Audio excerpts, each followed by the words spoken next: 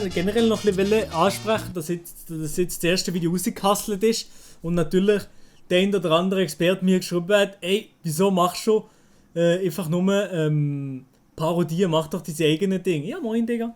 Aber alle Milo, wieso machst du nur Parodie? Mach doch einfach dein eigenes Ding. Ah, okay, ja, danke dir, Adi. Erzähl mal den Leuten das Fazit, wie ist die Week für dich gesehen? Milo, rede von der Seele, was dich stört. Mir stört gar nicht. Mir stört gar nicht. Erzähl mal, wie ist es so gesehen für dich, die Week? Nein, aber jetzt auf nicht Joke-Basis. Auf ernster Basis. Okay. Ich will doch keine Jokes machen. Ja. Nee, komm, jetzt erzähl, Digga! Jetzt ist wirklich ernst gemeint. Aber ja, nee, ich hab's gut gefunden. Also jetzt so das Video vom Hauptkanal. Ich war zufrieden gewesen, auch mit dem Feedback von meiner Community und so weiter und so fort. Das war geil gewesen. Er lacht nur blöd. Ich sehe, wie das... Nein. Es hat gerade so getönt, wie in einem Business-Meeting, wo ich mir so das Produkt auswertet, so, ja, ich bin zufrieden, der Kauf ist gut angelaufen. Mit dem Motherfucker kann man wirklich nicht reden. Nein. Ja, aber eben, ich finde, es ist gut angekommen. Die meisten Leute haben ja auch meine Videos davor gesehen, wo ich das Ganze angesprochen habe und wieso, wenn ich das so mache. Und von dem her habe ich die meisten so verstanden. Einfach die das Zeug nicht gesehen haben oder die vielleicht jetzt nur meine TikToks gesehen haben, sagen, hey, wieso machst du einfach nur Montana? Was ist los mit dir? So, die schreiben vielleicht so Zeugs, aber bei dir kommt es ja auch Big Baba-mäßig an. Auf jeden Fall auf TikTok, sag ich jetzt mal. Ja, das hast du ja jetzt so Hochdeutsch gemacht. Ja, yeah. Ich habe ja gar nichts dazu gesagt, Chat. Holy shit. Du hast ja noch gar nicht etwas gesehen, dass du jetzt also TikTok-Experiment gefühlt machst. Ich habe wirklich noch gar nichts dazu gesagt. Ich bin echt fucking wie ein Snitch ein bisschen. Nein, die müsst ja wissen, der Milo und ich schreiben, glaube ich, safe seit 2 Monaten fast jeden Tag über das Thema und hat so im Oktober jetzt angefangen gehabt. Und irgendwie das mit dem TikTok jetzt hat auch so mega flüssig einfach mal irgendwie ergeben. Einfach so out of nowhere. Ja. Du hast ja dann angefangen, dann habe ich auch ein paar Hochdeutsche gemacht. Und irgendwie hat sich dann das so ergeben, dass ich jetzt nur noch Hochdeutsch mache. Aber auch so mehr als Experiment oder, weißt du, zum gesehen, ich glaube, wir haben beide, das kann man schon sagen, wir haben ja noch nie TikTok so als Main-Ding gesehen. Und wir wollen ja auch nicht TikTok zu unserem Main-Ding machen. Darum finde ich jetzt auch für mich oder auch für dich, weißt du, TikTok einfach eine geile Plattform, wo wir können wie Witz ausprobieren oder so. Wir müssen uns ja wie auch jetzt auch auf Hochdeutsch wirklich neu finden. Oder vor allem du jetzt auch, wenn du deine längeren Videos machst. Auf jeden Fall, ja. Man muss sich wirklich finden, weißt du, wie funktioniere ich auf Hochdeutsch, wie mache ich das und so. Und ich glaube, das ist TikTok übel nice, weil das ist so mega algorithmusabhängig. Was schlecht ist, sehen die Leute nicht und ja, was gut ist, sehen die Leute lol. Ja, aber auf TikTok ist es auch mir wie egal, was ich dort uploade. Und dort ist es mir, kann irgendwie alles Mögliche raushasseln und ich habe nicht das Gefühl, Scheiße, ich muss abliefern. Und ich werde auf YouTube eigentlich viel mehr darauf achten, was ich mache, wieso ich es mache. Und YouTube und Twitch sind viel mehr so Babys sozusagen. Safe.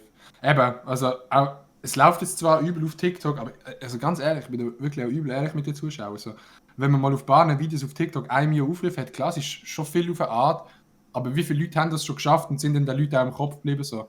Weil ich muss gar nicht das Gefühl haben, dass wir jetzt die Leute übel kennen, weißt du, was ich meine? Dann haben vielleicht ein paar Videos gesehen, aber gut ist auch wieder so. Es ist nicht wie auf YouTube, weißt du, wo die dann halt übel mit jemandem befasst. Ja, also dein Gesicht hat sicher schon viele Leute gesehen. Sicher in der Schweiz, die meisten Jugendlichen kennen dein Gesicht, wissen vielleicht nicht gerade, was du machst, aber auch in Deutschland haben einfach wenigstens die Leute mal deine Fresse gesehen, deine Hackfresse gesehen. Aber ich finde, es lohnt sich ja auch, weil es ist auch ein schönes Gesicht.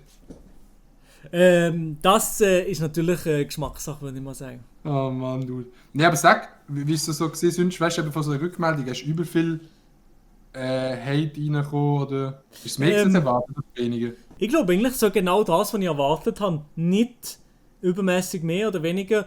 Wenn Hate reingekommen ist, dann nicht einmal so gross auf YouTube, sondern wenn dann eher bei TikTok, da halt irgendwelche Leute geschrieben, hey, dass es cringe ist oder scheiße, dass ich Geld geil bin oder so.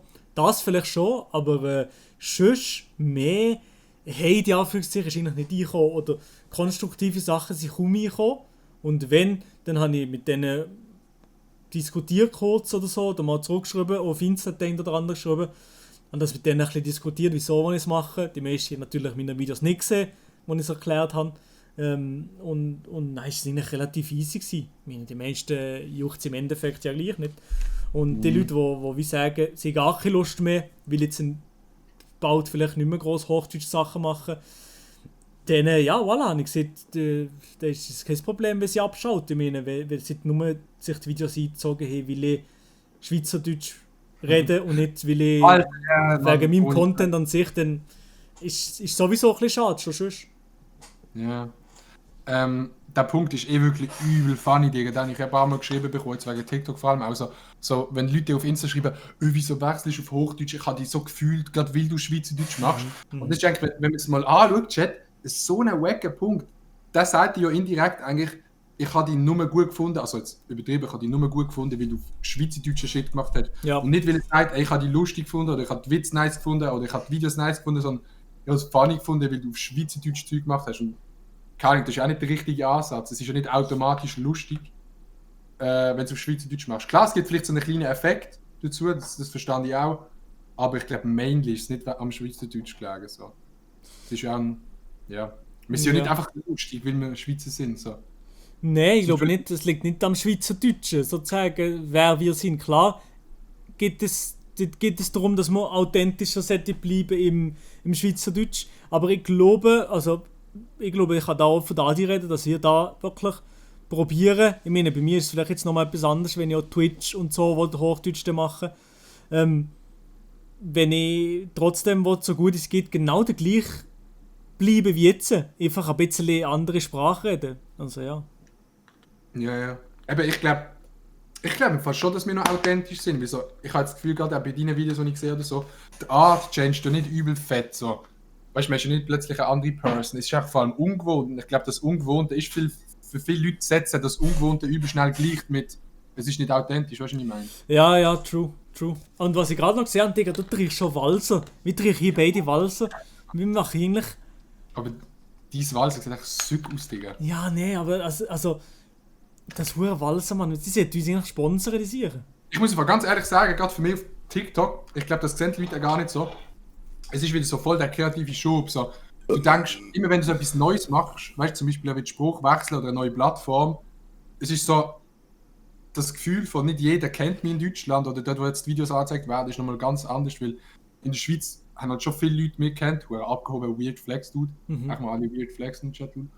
Aber es ist so wie, du bist wie nicht mehr so in Anführungszeichen der Große, sondern mehr der Kleine, der jetzt wieder muss so freche, weirde Sachen machen oder man einfach mal machen kann. Ich habe das jetzt übel gemerkt, gerade in den letzten Tagen, dass man echt wieder so Sachen macht, die ich auf Schweizerdeutsch gar nicht gemacht habe. Weil ich das Gefühl hatte, kommt das gut an, ist es wack oder so. Und das ist aber schon geil, wenn man wieder so ein bisschen Boost. Ja, dass du vielleicht einfach kannst machen und nicht groß musst die... Das wirst du safe bekommen, wenn sich das bei YouTube ein bisschen eingependelt hat. Dass du so plötzlich Ideen hast, die du vielleicht auf Schweizerdeutsch nicht gemacht hättest und neue Sachen kannst ausprobieren. Ja, das stimmt. Ja. Brauchst du Ott? Nein, Digga, sorry. Ich brauche kein Ott, Bro. Beste Chat. Ott. Digga, brauchst du Ott, Adi? Brauchst du gerade zufälligerweise ein bisschen? Everyday. Everyday Ott. Vape Nation, okay.